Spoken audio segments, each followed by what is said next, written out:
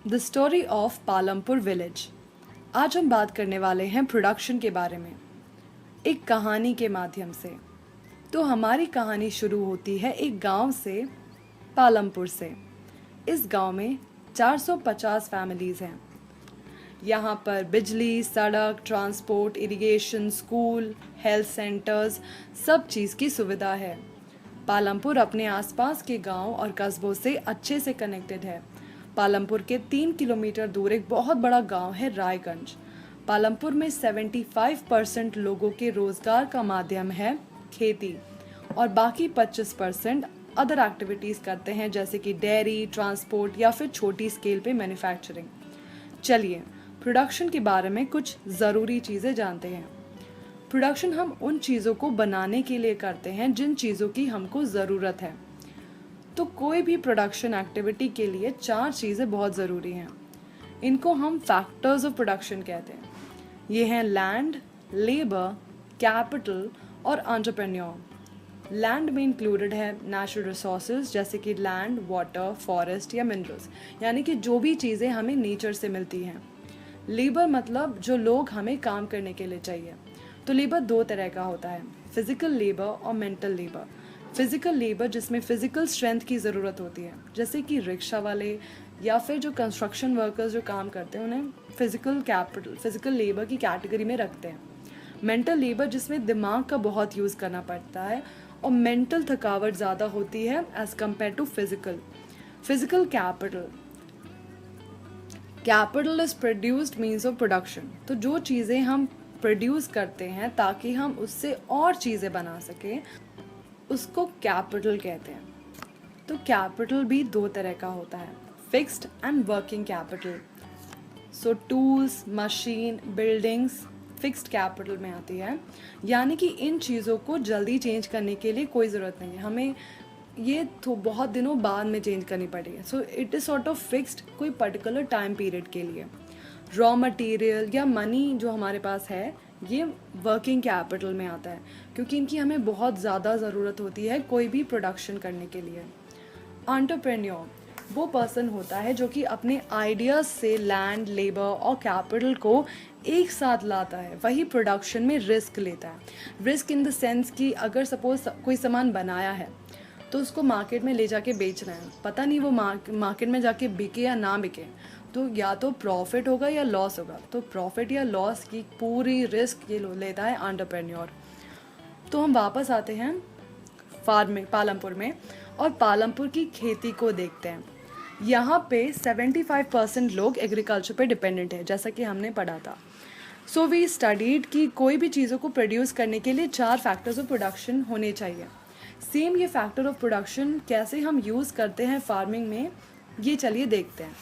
तो लैंड, तो फार्मिंग के लिए हमें जितना भी लैंड चाहिए वो एक निश्चित मात्रा में है, तो हम लैंड बढ़ा नहीं सकते ऑफ कोर्स। तो अगर हम चाहते हैं कि हमारे पास और भी ज़्यादा लैंड हो, तो हम क्या कर सकते हैं कि कोई बंजर भूमि हो, यानी कि वेस्ट लैंड हो, तो उसको हम एग्रीकल्चर प्रोडक्शन के लिए यूज़ कर सकते हैं। बाकी और कोई तरीका नहीं है लैंड को बढ़ाने का। तो हम ये चीज़ कर सकते हैं कि हम उसी पर्टिकुलर लैंड में हम लोग ज़्यादा क्वांटिटी में प्रोड्यूस कर सके चीज़ें। तो पालमपुर में लोग ज़्यादा प्रोडक्शन के लिए बारिश के मौसम में ज्वार या बाजरा बो देते हैं, अक्टूबर से दिसंबर तक के लिए पोटैटो, और विंटर सीजन में वीट उगाते हैं। इसको मल्टीपल क्रॉपिंग कहते हैं, जब आप 2 या 3 क्रॉप्स एक ही पीस ऑफ लैंड में ग्रो कर दें एक साल में। तो यहाँ पे क्या होता है, यहाँ पे इरिगेशन अच्छा है, इसीलिए यहाँ पे एक साल में 3 अलग अलग क्रॉप उगा पाते हैं किसान। और इरिगेशन इसलिए अच्छा है क्योंकि यहाँ पे सबके पास बिजली है। तो इरिगेशन और बिजली का क्या रिलेशन है, तो जब बिजली नहीं थी तो किसानों को कुएं से पानी लाना पड़ता था पेड़ों को सींचने के लिए, पर अब क्योंकि बिजली है तो किसान इलेक्ट्रिक ट्यूबवेल से ज़्यादा पेड़ों को सींच सकते हैं कम टाइम पे। इसकी वजह से उनकी खेती अच्छी हुई है। लैंड से प्रोडक्शन इंक्रीज करने का एक तरीका है मल्टीपल क्रॉपिंग, दूसरा तरीका है मॉडर्न फार्मिंग मेथड्स को इस्तेमाल में लाना।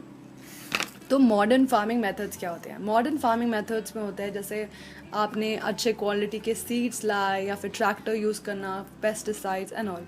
तो हम लोग जानते हैं मॉडर्न सीड्स यानी कि HYV सीड्स और ट्रेडिशनल सीड्स यानी कि जो हमारे नॉर्मल सीड्स होते हैं उनमें फ़र्क क्या है।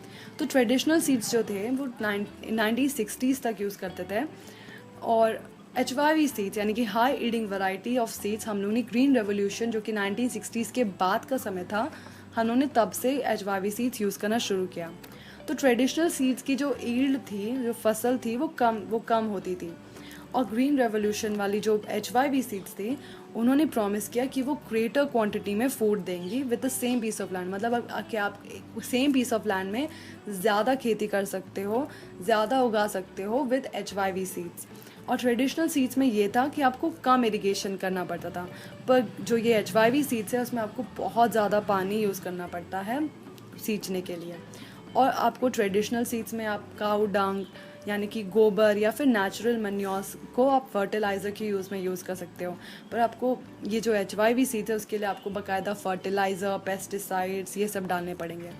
तो और ये जो ट्रेडिशनल जो सीड्स थे उसमें फार्मर्स के लिए इतना परेशानी नहीं था, क्योंकि उनको ईजिली वो सब चीज़ें उनके पास ही थी, तो उनके लिए वो सॉर्ट ऑफ चीप था। बट ये जो HYV सीड्स है ये बहुत ही एक्सपेंसिव हो गया फार्मर्स के लिए, क्योंकि उनको अब केमिकल फर्टिलाइजर्स ये सब भी डालना पड़ा। सो मॉडर्न फार्मिंग सबसे पहले पंजाब, हरियाणा और वेस्टर्न यूपी के किसानों ने यूज़ किया। उन्होंने ट्यूबवेल्स लगाए इरिगेट करने के लिए, HYV सीड्स लिए, केमिकल फर्टिलाइजर्स सब किया। फिर रिटर्न में उनको गेहूं की अच्छी फसल मिली। तो पालमपुर में एग्जाम्पल के तौर पे अगर देखा जाए, पालमपुर में जब ट्रेडिशनल प्लांट्स थे, ट्रेडिशनल सीड्स थे, तब उनकी 1300 किलोग्राम पर हेक्टेयर की फसल हुई, पर जब उन्होंने HYV सीड्स यूज़ किया तब 3200 किलोग्राम पर हेक्टेयर हुआ। पर आपको नहीं लगता कि मॉडर्न फार्मिंग लैंड के लिए अच्छी है? नहीं, क्योंकि इतना सारा केमिकल फर्टिलाइजर्स यूज़ कर रहे हैं ऑल, ये सब क्या लैंड के लिए अच्छा है? तो लैंड हमारी नेचुरल रिसोर्स है। मॉडर्न फार्मिंग की वजह से हमने लैंड को इतना ओवर यूज़ किया है कि उसकी पूरी फर्टिलिटी ही कम हो गई है, और इतना ज़्यादा ग्राउंड वाटर यूज़ किया है कि उसकी वजह से हमारी जो वाटर टेबल है वो डिक्रीज़ हो गया। तो बहुत ज़्यादा प्रॉब्लम है। तो मतलब हमें कुछ सोचना चाहिए कि वो which way are we going, देखना चाहिए, क्योंकि अगर एक बार ये डिस्ट्रॉय हुआ and then there is no coming back, it is very difficult to restore it. So how is land distributed between farmers of Palampur? Unfortunately, not all people have land for farming. सबके पास land नहीं है। 1/3 जो families हैं, मतलब कि यानी कि 150 लोग हैं, जो 450 में 150 लोग हैं, उनके पास land ही नहीं है। 240 जो लोग हैं उनके पास 2 हेक्टेयर से कम का प्लॉट है, और जो कुछ फैमिली है, 60 फैमिली है, उनके पास 2 हेक्टेयर या फिर उससे भी ज़्यादा का प्लॉट है। तो ये तो थोड़ी प्रॉब्लम हो गई। लेबर, खेती करने के लिए हमें बहुत सारे लेबर की ज़रूरत होती है। स्मॉल फार्मर्स अपनी फील्ड को खुद ही कल्टीवेट करते हैं अपनी फैमिली के साथ, और बिग फार्मर्स क्या करते हैं कि वो फार्म लेबरर्स हायर करते हैं। तो फार्म लेबरर्स कौन होते हैं? फार्म लेबरर्स वो होते हैं जिनके पास या तो कोई भी लैंड नहीं होता, मतलब ये जो 150 वाली फैमिली है, या फिर जिनके पास थोड़ा कम क्वांटिटी में लैंड होता है, ताकि वो अपना काम करके फिर जाके बड़े लैंड फार्मर्स के पास जाके थोड़ी इनकम अर्न करने के लिए उनके खेती को थोड़ा देख लेते हैं। तो फार्म लेबरर्स को जो होता है या तो वेजेस मिलती हैं। तो वेजेस या तो उनको कैश में मिलती हैं या फिर काइंड में मिलती हैं। काइंड में मतलब इनको या तो क्रॉप्स ही दे दिए कि जो भी कम हुआ। तो वेजेस हर जगह अलग अलग होती हैं, और कौन सी क्रॉप उगाना है और कौन सी एक्टिविटी कर रहे हो आप फार्मिंग की, उस पर भी डिपेंड करती है आपकी वेजेस। कैपिटल, फार्मिंग में कैपिटल क्या होता है? इतना सारा कैपिटल ही है। मॉडर्न फार्मिंग में बहुत ज़्यादा कैपिटल चाहिए।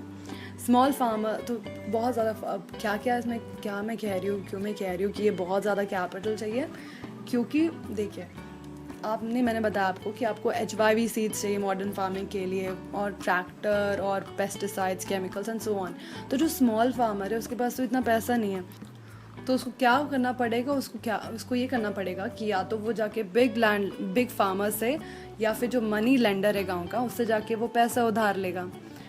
एंड देन प्रॉब्लम ये आती है कि जो मनी लेंडर्स हैं ये बहुत ज़्यादा रेट ऑफ इंटरेस्ट में चार्ज करते हैं पैसे।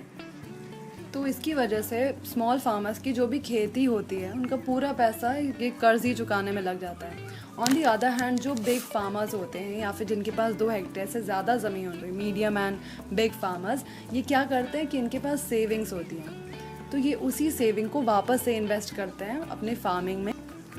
फिर जो भी फसल होती है ये फार्मर्स जाके मार्केट में बेच देते हैं और फिर उससे जो भी पैसा मिलता है फिर उसको सेव कर लेते हैं। फिर ये साइकिल वापस से कंटिन्यू होती रहती है।